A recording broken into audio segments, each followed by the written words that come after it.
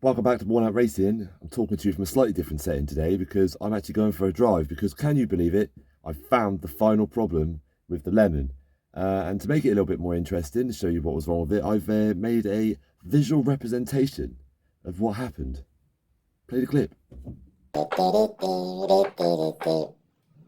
hey, ECU. Hi, cinquecento. Have you got a minute?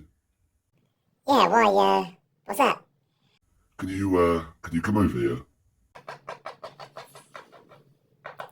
Yeah, what's wrong? Well, I'm sorry to say this, but this isn't working out. Why, what did I do? Well, I feel our communication's a bit wrong. Oh, that. Yeah, I mean, I've kind of just found out that you've not been working this whole time, and that's why the car's been running badly. What are you trying to say? Oh,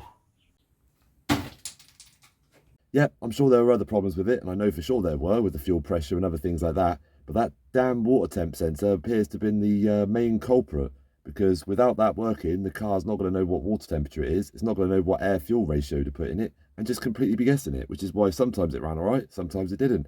I can confirm that it absolutely drives better now. It is quicker, it revs better. I don't get any EML lights, it runs cooler, it's using way less fuel, it doesn't splutter. Generally speaking, that tiny second-hand part that I found in my garage has sorted my life out. Now, I haven't got my proper camera mount for my phone because it's actually in my other car and I can't bother to take it off because it's a nightmare. So I've got my rather shaky, very cheap Chinese one, which I'm going to attempt to do a video for now. Let's go for a little spin, see what this 900cc Trofeo engine is all about. I have no idea if you can hear me. It drives so much better now. Still a little bit tappy. The adjustable tappets definitely need a little bit of a tweak. Otherwise, sounds good, pulls well.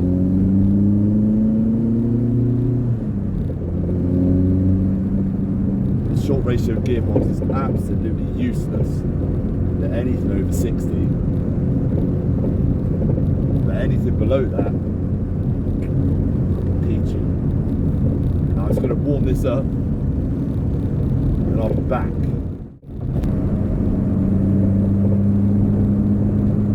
Now obviously I'm a law-abiding citizen, so I'm going to take it a bit steady, but I'll give you an idea anyway.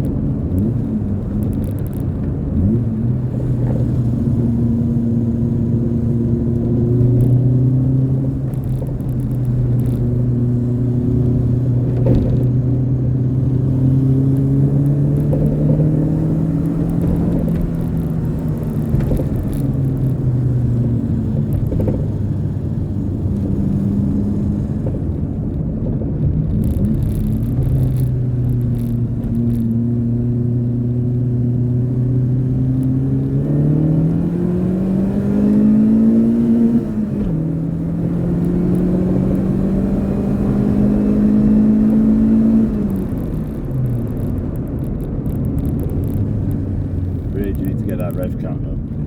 I really do need to get that rev count up.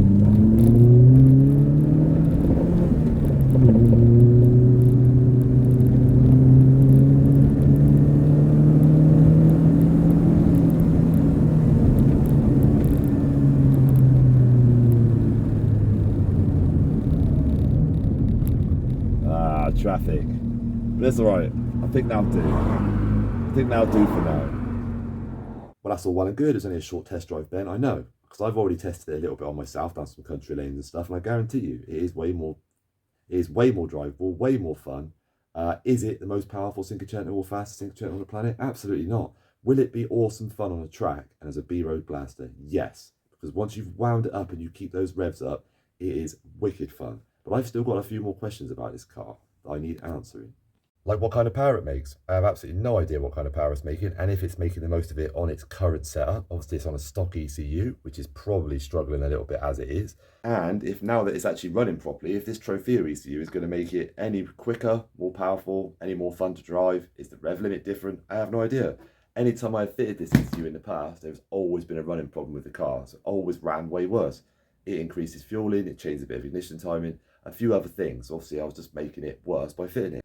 But none of this really matters unless we have a rolling road. So my plan is to take this at Chris at HAD, get it on the rolling road with the stock ECU, see what it makes, see how it runs, check everything over, then put the Trofeo ECU on, see what it makes, see how it runs, check it all over. And then whichever one's doing the best is the one I'll keep. But what you really want to see is me out on a track day. And I promise you, I am attempting to get something lined up. But at the moment, the chassis on that car is woeful. I don't know if the Evo coilovers are worn out and a bit dead. I don't know if it's because the rear shocks at the back are completely shot. I'd still expect it to handle a little bit better. It's just floaty and weird. I can't even explain it. So that is definitely something that needs to be addressed.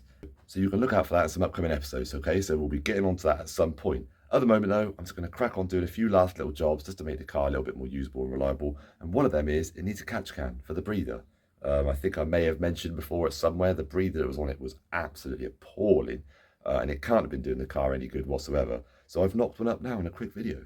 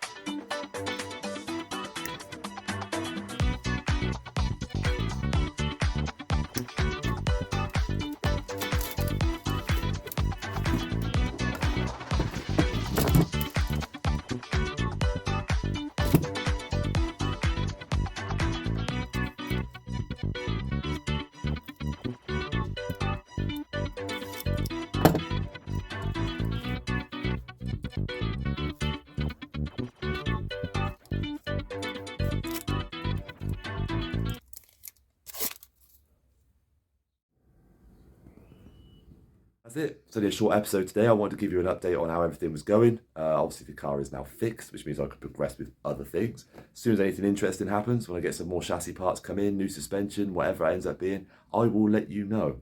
But as always, thank you so much for stopping by. I will see you soon.